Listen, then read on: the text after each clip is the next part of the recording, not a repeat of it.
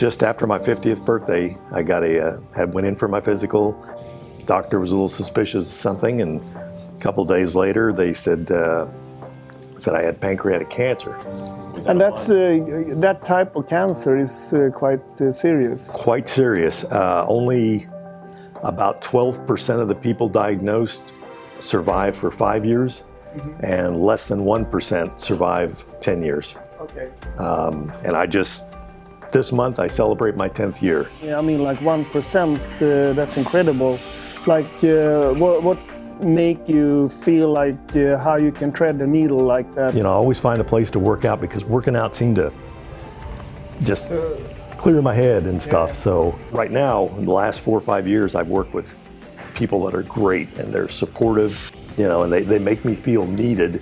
Yeah. You got to have that in life. Yeah. You got to have a purpose. Yeah, you're one of these, you know, amazing people that makes us, you know, believe in how important it is to be relentless and just stick with it no matter what. I met with my surgeon just this week, and he said that's one of the things that separates me from so many of his patients. He said, number one, you were healthy when you came in here. You were, and you were able to endure the 14-hour surgery. Yeah. You know, when they opened you up. He said, I can't prove it scientifically. He said, but I got to believe that pursuit, he said, at least keeps you healthy. Yeah. And keeps your mind straight, and has contributed to you lasting so long. Yeah.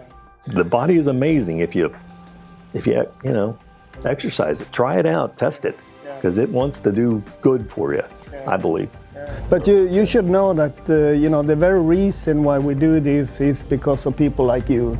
You know, people like you who come and give us your passion and your purpose, and leave that here on the table.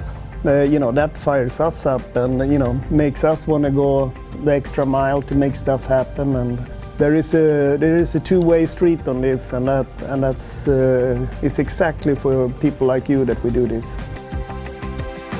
You know, when we met the first time in the door here, you know, yes.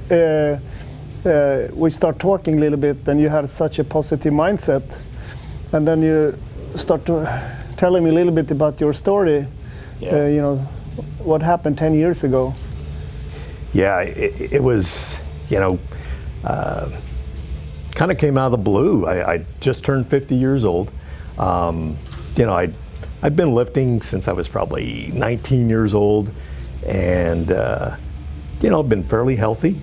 Not a big cardio guy, but I love to lift. I love to power lift. And then just after my 50th birthday, I went in for my physical, and doctor was a little suspicious of something, and a couple days later they said I had pancreatic cancer. Wow. And they sent me right away.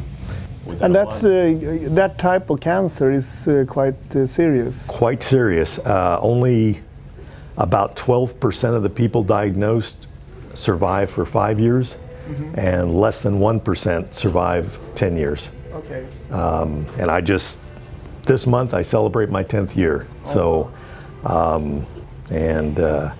So I, you know, feeling pretty great. Yeah. So when you got that message 10 years ago, like how did you deal with it? You know, it was pretty frightening, but at the time my father-in-law was going through lung cancer, and it was really tough on the family, so I decided to kind of just keep it to myself.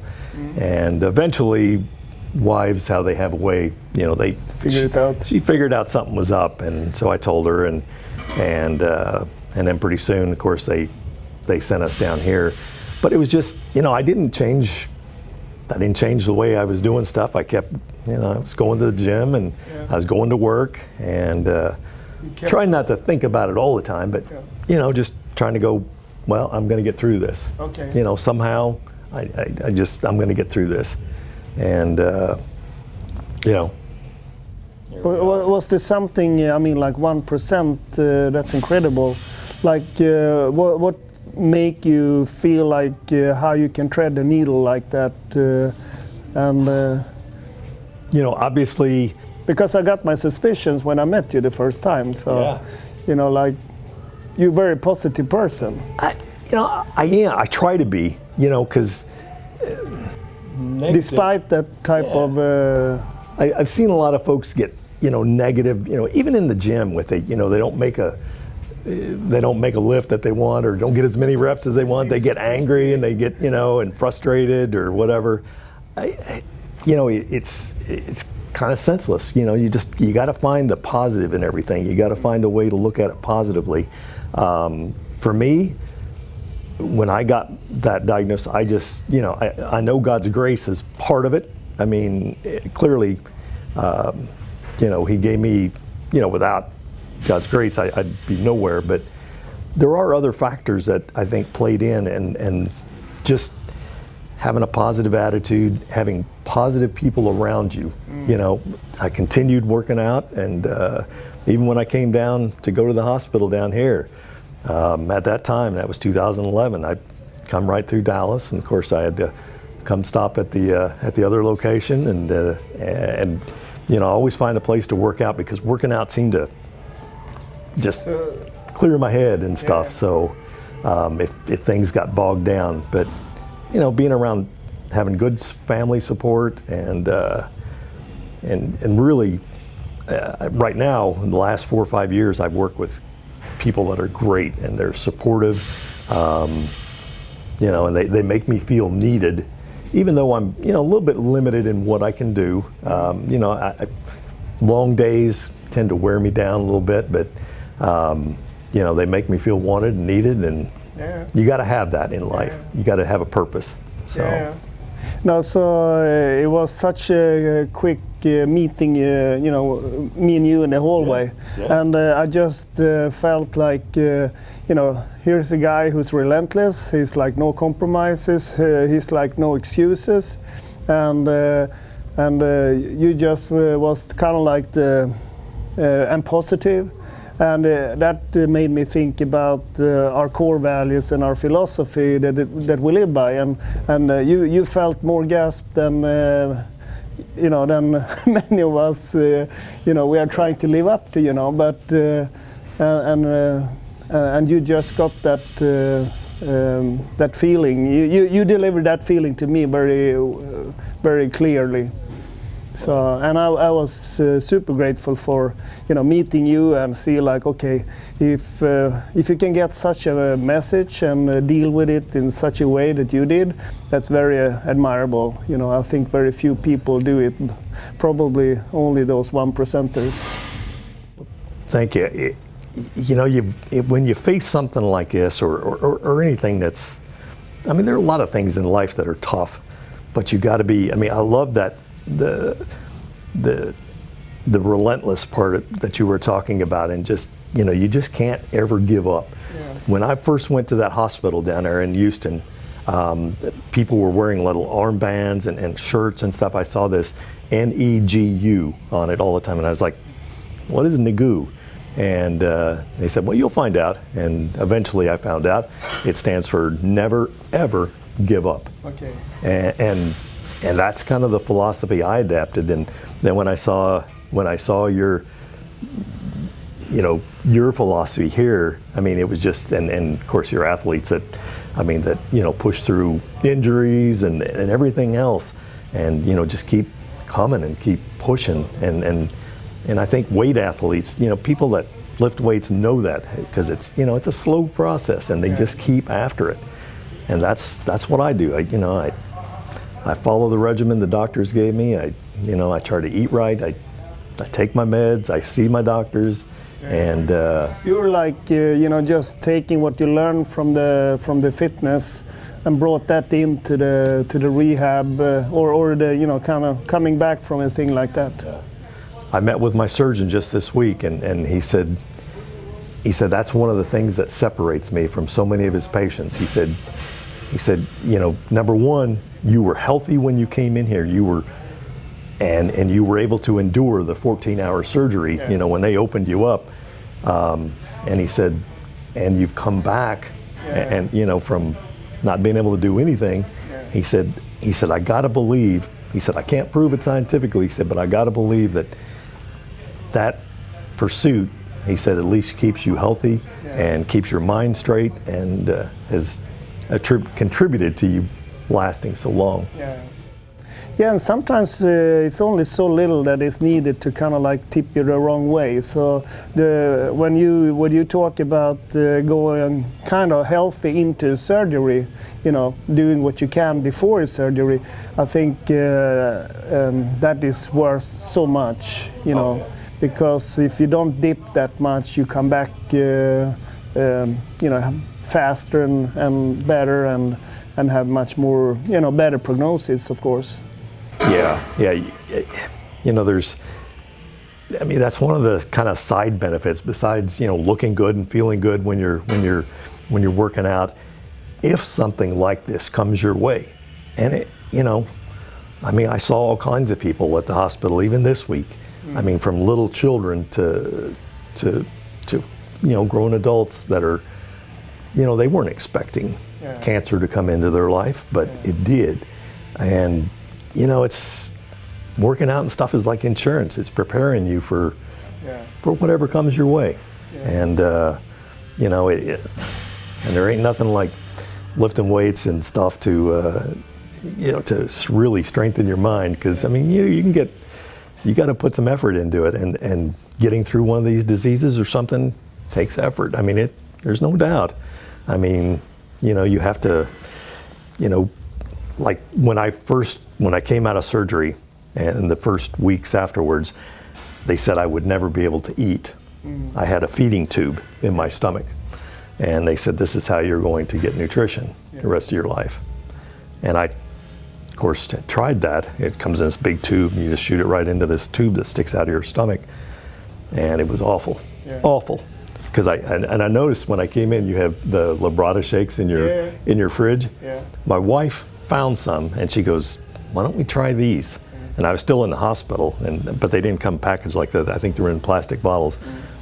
And I started sipping on those. The doctor said, yeah, give it a shot. I digested them. And from there, we just slowly, after about a month, they took the feeding tube out because they thought it's working. My bowels started working, everything, you know, so I was like, and now I eat pretty much, other than vegetables, I pretty much eat what I want. I mean, within limits. So, you know, it's weird, the stuff you learn and the things that happen to you. So, but. So, you know, getting this mindset, you know, it just shows us, you know, how important it is to stay with the protocol, you know, train, do your thing in the gym and prepare, you know, so you're healthy. If something do go wrong, could be a car accident or anything, but you know, otherwise it's hard to be relentless if we are not relentless and sticking to the protocol. Exactly. I mean, it can't be a, you know, once a week or twice a week. You really gotta develop a good program and stick with it. I mean, stick it out. I mean, there are gonna be times, there are gonna be times you don't want to, and times you start and you're like, you know, but by halfway through the workout, generally you're back in there, you're getting into whatever it is that feeling. You get that good feeling, and you leave here feeling better all the time. Even if it was a little bit hard to get into it at first. Exactly.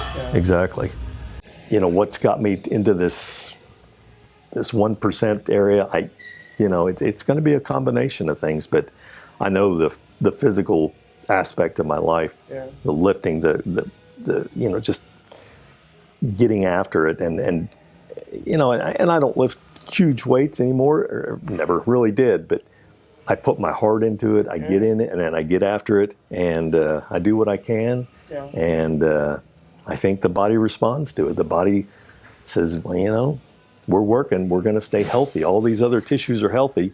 You may not have a stomach or an intestine or a spleen or a gallbladder or pancreas or all the other stuff they took away from me. Said, but we can still function. We can function. We can do pretty damn good. And it's the body is amazing if you know, exercise it, try it out, test it, because it wants to do good for you. I believe. That's good. Yeah, you're one of these, amazing people that makes us, believe in that how important it is to be relentless and just stick with it no matter what. So appreciate that a lot, and that you came and gave me and the rest of our community like this type of feeling and information. Yeah. And makes it easier for us to stick to our protocol even when it's hard or tough, or we have excuses, and because our excuses is like nothing compared to what you encountered. Yeah, everybody faces challenges In some way or in some way, or and just being prepared for those things, and then and this is all part of the preparation, and your organization here, I mean, has inspired more people and your athletes through video and YouTube. I mean, I live in Kansas, and probably 8 hours, 9 hours from here, and northern part of Kansas, and it, I know it reaches out. I mean, I have relatives overseas in Germany and of course Sweden, obviously, that and they hear and see, they watch the same stuff, and they hear about this place. And one of my cousins wants next time they're over, he wants to come down here. I said, well, he doesn't understand that Dallas is a drive for us, but we can go to the gym. It's going to take more than just a day, though. You should bring him. It's cool to hear that, and also with your Swedish heritage, it was kind of like a little bit too much common denominator to not sit down and talk a little bit and chat a little bit about things like this, and I hope you can bring some of your cousins over here, and we can have some fun and show them around a little bit what we're doing. They would love this stuff. I mean, this is just. I'm like, when I walk in here, I'm in awe all the time. I just look around and I look at the people who work out here, and the equipment you have here. It's phenomenal. I mean, it's tremendously jealous when I go home, but we do our best at. But you should know that the very reason why we do this is because of people like you. People like you who come and give us your passion and your purpose, and leave that here on the table. That fires us up, and makes us want to go the extra mile to make stuff happen. And so like there is a two-way street on this, and that's it's exactly for people like you that we do this. Well, I am deeply appreciative of places like this. I mean, this is just, like I said, giving it the name Destination, you really. For me, I mean, that kind of summed it up, because this is, if I get anywhere near this area, this is where I'm coming. And I mean, it's, just, I hope the people that live here and get to use it every day, I hope they appreciate it as much as everybody else, because sometimes that's an issue, when you're a little bit home blind, and you're a little bit too close to things that can help you in life. So it's not like you have to think about that. I think also in situations like this, to open your eyes and really see what you have around you. So you really do. Yeah. You really do. You have to appreciate it. I mean, because not everybody has that opportunity. It's I mean, just like life itself. I mean, you can be hurt, or you can be feeling bad about something. But let me tell you, if you ever do, take a ride down to Houston, walk into the hospital, walk into an MD Anderson or the Children's Hospital, whatever, and look how tough some of these people have it, how sick they are, and they're fighting. They are fighting every day. You talk about relentless. Those people are fighting every day for their lives, and it's sobering when you walk in there. It's just, and the doctors and the medical staff, they're doing an amazing job. But it reminds you, it gives you a good reminder that be thankful that you have your health. Thankful you have the opportunity to work out, much less in a great facility like this. And just to eat food like you talked about. Just feel. Yeah. And but I mean, and that can put like, you know, more determination in our own journey, you know, like, you know, don't wait for stuff, make it happen now, and you know, don't postpone stuff, you know, explore life and have fun with it and work hard and play hard at the same time. I think that's you know, it's important. That's probably one thing that I was always well, someday we're going to do that. Yeah.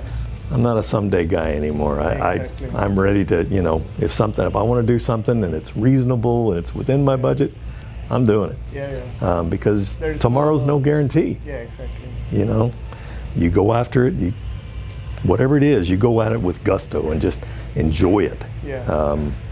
Because one day, you know, that you may get that phone call from your doctor that says, are you sitting down? I got some bad news. So, you know. Live every day to the fullest, and so. Absolutely. Thank you so much for coming by. Thank you. I appreciate your presence, and you know, give you an extra pep in my step, like the first day I met you. Well, thank you. It's you know, like I said, you've got a great place here. I mean, we watch your athletes on videos all the time, and it's you know, you provide inspiration to a lot of people, and we're all, when I get back home, I know they'll all be talking, and several of them have been down here at different times, and they just love this place. So, but thank you for the opportunity to tell my story to folks, and I hope.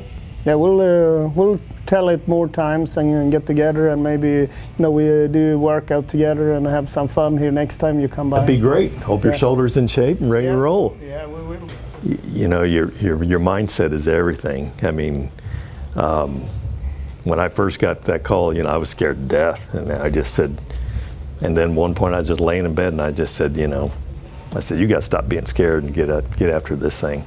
So just like, you know, just like you do the rest of life. I mean, when I was 40, I had a spinal cord injury. I could hardly walk. I could, you know, nothing. And I was like, I'm screwed. You know, this is it. And neurosurgeon fixed my spine right back up, and deadlift again, all that kind of good stuff. But you just never know when something's coming your way. I mean, it just life. I think the pain-free society, and you know, everybody striving that everything should be so good. So it makes it hard to deal with stuff, you know, because when you said about, you know, lying in bed and then suddenly you just you know, made up your mind to do you actually made up your mind to do a life-changing action.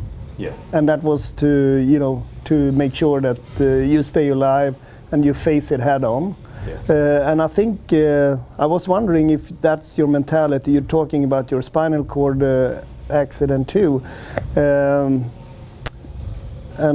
I think like those things, like I have my own little things, nothing on that level at all. Yeah. But my father died when he was 33, and I was around 14 or something. Yeah. And that made it way easier for me to decide stuff, you know, like life-changing chapters in my life. Yeah. That you know, I could lie in my bed and, you know, and then just decide that, okay, I'm going to do this. I'm going to face this head on. Yeah. And even if I was, you know, dead scared, you know, let's do it anyway, you know, and be stronger on the other side. It could be. Maybe that's what makes us similar in that aspect. My dad was killed when I was 9, and so, you know, you're left, you know, with making your own decisions, learning things, and maybe that's what drives us to do that. And also don't wait, because life is not endless in that sense. Like, you need to grab it by the horn and just bring it home. Yeah. Actually, and not wait for the surrounding to bring you home, because that's not going to be like the same type of journey that you expect. No, it's not. I mean, I spent 25 years investigating pretty much as a homicide investigator for a state agency, and you know, of all the bodies that I've seen, all the people that were murdered and died, whatever, you could look at it, and none of them were expecting to be killed. Yeah. I mean, they were, so you just never know. And life is not a continual plane. It's got ups, it's got downs. You got to prepare for those, because those will get you.